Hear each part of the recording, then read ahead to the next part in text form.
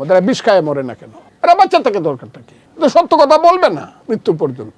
আওয়ামী লীগ নামদারি যে প্রতিষ্ঠানটি আছে 1949 সন থেকে ধরে, আওয়ামী লীগের সবচেয়ে অমৃতের সন্তান কারা, শ্রেষ্ঠ সন্তান কারা সৃষ্টি হইল আওয়ামী লীগে 60 দশকে? একদল লোক সৃষ্টি হইল।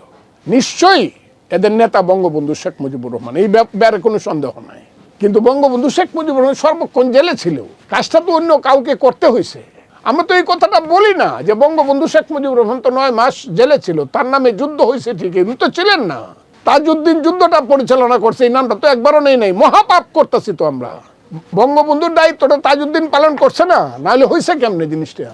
ঠিক বঙ্গবন্ধু জেলে ছিলেন, সিরাজুল আলম খান ছিল, আব্দুর রাজ্জাকরা ছিল, শেখ ফজলুল হক মনিরা ছিল, এইরকম ছাত্র নেতারা তো ছিল যারা আমাদেরকে সৃষ্টি করছে, যারা আমাদেরকে মুক্তিযুদ্ধের স্বপ্ন দেখাইছে, স্বাধীনতার স্বপ্ন দেখছিল না। এই যারা হয়েছিল এদের সংখ্যা হাজারে হাজার, প্রতি ডিস্ট্রিক্টে। এই হাজার হাজার ছেলে মুক্তিযুদ্ধ শেষ হয়ে গেল, বঙ্গবন্ধু দেশে আসলেন 10ই জানুয়ারি। এরা কোথায় ছিল? এত সবাই মুক্তিযোদ্ধা ছিল, প্রায় সবাই, 99%। এদের বেশিরভাগ গেছিল বিএলএফ, বেঙ্গল লিবারেশন ফোর্স, যেটা শুরু হয়েছিল 62 সন থেকে। বিএলএফ এর সঙ্গে বঙ্গবন্ধুর দ্বন্দ্বটা কেন হইল? কেন এটা হইল? কেন ভেঙে গেল? কেন জাসদ হইল? আমি কথাটা বলতে চাই না এই কারণে আমি বইয়ে লিখে হয়ে গেছি। বঙ্গবন্ধুকে যারা বুঝাইছে যে 70-এর যারা ইলেকশন করছে এদেরকে দিয়ে দেশ চালান, বঙ্গবন্ধু মনে করছে যে এটাই সঠিক। কেন?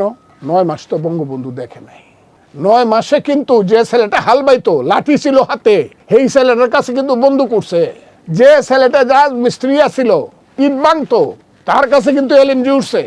তার চেতনার স্তর কিন্তু 90 বছর আগায় গেছে। বঙ্গবন্ধু কিন্তু তখন নাই।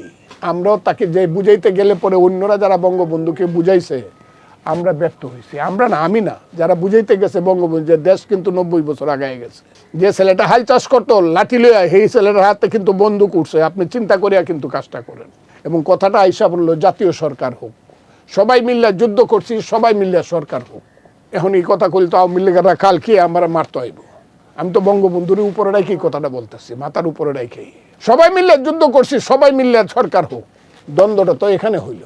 সেই দ্বন্দ্বের পরিণতি তো হইল সিরাজুল আলম খানের নেতৃত্বে জাসদ হয়ে গেল। ওই যে যারা যুদ্ধ করলো, ওই যে 62 সন থেকে যারা মুক্তিযুদ্ধের কথা বললো, স্বাধীনতার কথা বলতে বেশিরভাগ চলে গেল জাসদে। আমিও তাদের সাথেই ছিলাম, কিন্তু আমি বঙ্গবন্ধুকে ছেড়ে গেছি না। আমার কথাটা খুব বোঝার চেষ্টা করেন। আমি কিন্তু ছেড়ে যাই নাই। এবং বঙ্গবন্ধু হত্যার পরে যে 2-1 লোক প্রথম বটতলায় দাঁড়ায় বক্তৃতা করছে, জীবনের রিস্ক নেই, দিস ইজ ফজলুর রহমান, আমি ছেড়ে যাই নাই। কিন্তু কথাটা হইতেছে যে যারা চলে গেল জাসদ করে, they were the brilliant production of Bengali nation. Bengali জাতির সবচেয়ে ব্রিলিয়েন্ট প্রোডাকশনটা চলে গেল জাসদে, এবং পরবর্তী সময় হারায় গেল। আরেকটা জেনারেশন হয়েছিল 75-এর পরে, যখন তোমার কেউ ছিল না তখন ছিলাম আমি।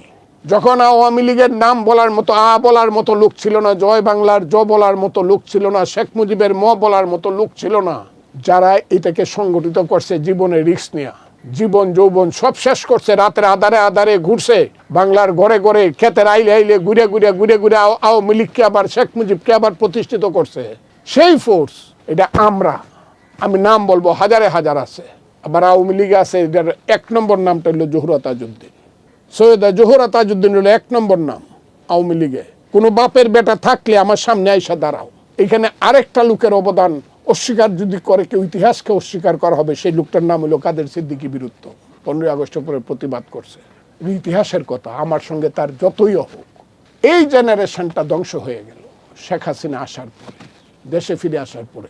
এবং যে কারণে এখন আওয়ামী লীগের সোরটা ছাড়া, মিথ্যাবাদী, ঘুষখোর, সুদখোর, পেহা বানাওরা, লুট করে ছাড়া আওয়ামী লীগে খুব কঠিন বাস্তব জীবনে ত্যাগী, জ্ঞানী, গুণী খুব কঠিন লোক নেই। যারা আছে এরা কি আওয়ামী লীগ করে, নৌকা মার্কায় ভোট দেয়, কিন্তু এরা হইলো হোয়াট ইজ দিস মানুষ। দে আর নোন এজ আওয়ামী লীগে হোয়াট ইজ দিস মানুষ। এরা ঘরে বয়ে বয়ে কান্দে, আবার আওয়ামী লীগও করে।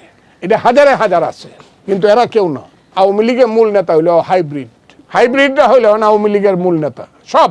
আমি তো বলি সবসময়, একটা লোকে আমাকে চ্যালেঞ্জ করে না কেন যে 25 জন ফুল মিনিস্টার আছে, এর মধ্যে 15 জন আছে কেউ কোনোদিন আওয়ামী লীগই করে নাই। এই কথাটা আমার চ্যালেঞ্জ করুক না। আওয়ামী লীগের প্রেসিডিয়াম 19 জনের প্রেসিডিয়ামে 60 জন আছে রাজাকার, চ্যালেঞ্জ করুক না কেউ আমাকে।